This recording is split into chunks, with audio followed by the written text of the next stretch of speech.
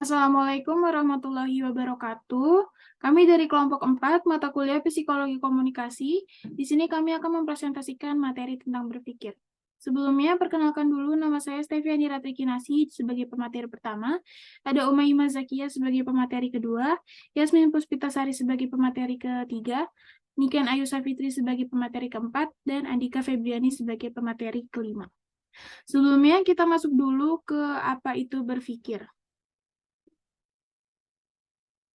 Berpikir adalah fungsi kognitif tingkat tinggi dan analisis proses berpikir menjadi bagian dari psikologi kognitif.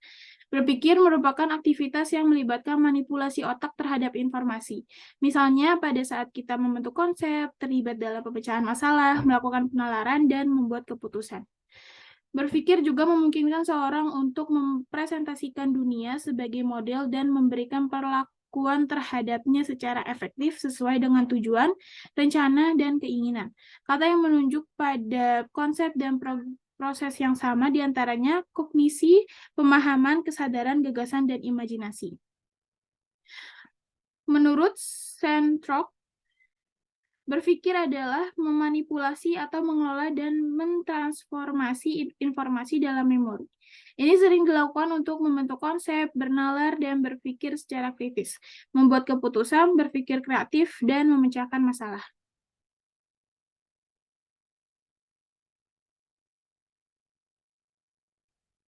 Yang kedua, macam-macam berpikir. Secara garis besar, berpikir dapat dibedakan menjadi dua macam, yaitu berpikir autistik atau melamun. Dengan berpikir autistik, orang melarikan diri dari kenyataan dan melihat hidup sebagai gambar-gambar fantastis. Yang kedua, berpikir realistis atau nalar reasoning adalah berpikir dalam rangka menyesuaikan diri dengan dunia nyata.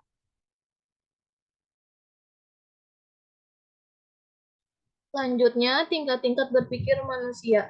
Menurut Freud, salah satu seorang ahli Jerman dari hasil penyelidikannya menyimpulkan bahwa tingkat-tingkat berpikir manusia ada tiga macam, yaitu tingkat konkret, tingkat skematis atau bagan, tingkat abstrak. Tingkat konkret itu berpikir melalui bayang-bayang tanggapan khusus yang terjadi karena pengamatan panca indera yang bersifat konkret, misalnya bayang-bayang atau tanggapan.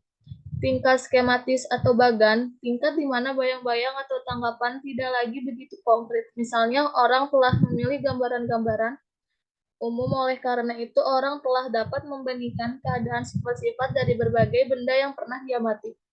Tingkat abstrak, tingkat di mana orang telah menggunakan pengertian yang terbagi atas golongan-golongan. Misalnya, dalam proses berpikirnya, orang tidak lagi membayangkan benda-benda.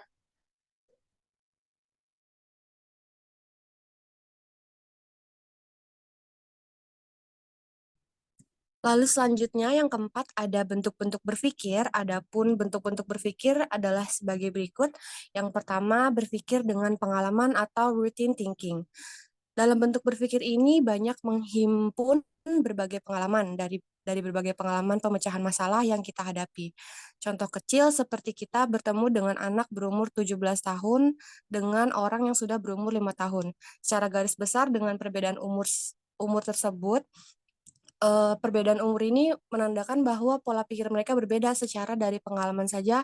Mereka ini mengalami pengalaman yang lebih banyak. Contohnya seperti umur 17 tahun dengan pola pikir umur manusia di umur 50 tahun. Jelas memiliki pola pikir yang berbeda. Itu didasari dengan berpikir dengan pengalaman. Lalu selanjutnya yang kedua ada berpikir secara representatif. Berpikir representatif sangat berpengaruh dan bergantung pada ingatan-ingatan dan tanggapan-tanggapan saja. Tanggapan-tanggapan dan ingatan-ingatan tersebut digunakan untuk memecahkan masalah yang kita hadapi. Jadi secara garis besar, berpikir secara representatif ini menunjukkan kita berpikir berdasarkan tanggapan-tanggapan dan ingatan-ingatan oleh subjek tersebut. Terus selanjutnya yang ketiga ada berpikir secara reproduktif.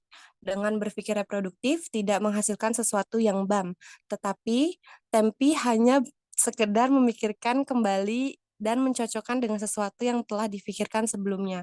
Jadi secara tidak langsung berpikir secara reproduktif adalah memikirkan hal-hal secara dua kali atau berpikir dua kali.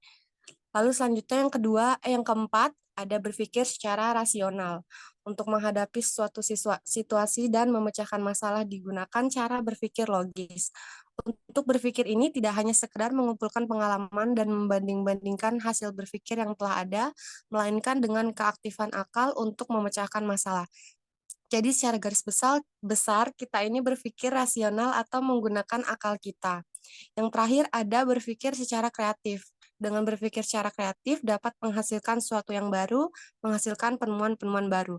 Biasanya untuk berpikir kreatif ini digunakan oleh sering dipakai oleh bentuk-bentuk berpikir seniman, karena mereka cenderung lebih ke arah menunjukkan arah kreativitas mereka.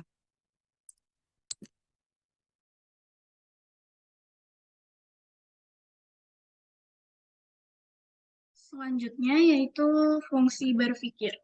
Fungsi berpikir ada 3 macam, yaitu 1. Membentuk pengertian. Manusia mengenal 2 macam pengertian, yakni pengertian empiris atau pengertian pengalaman dan juga pengertian rasionalis atau pengertian ilmiah. Yang kedua, membentuk pendapat. Seseorang bisa membentuk pendapat jika mengatakan mengenai sesuatu yang lain. Sebagai contoh, seseorang mengatakan jika Budi adalah orang pandai dan memperlihatkan ciri-ciri anak cerdas istimewa. Pendapat ini disebut dengan pendapat positif dan ada pula yang berpendapat negatif jika Budi bukanlah orang yang pandai. Yang ketiga, membentuk kesimpulan.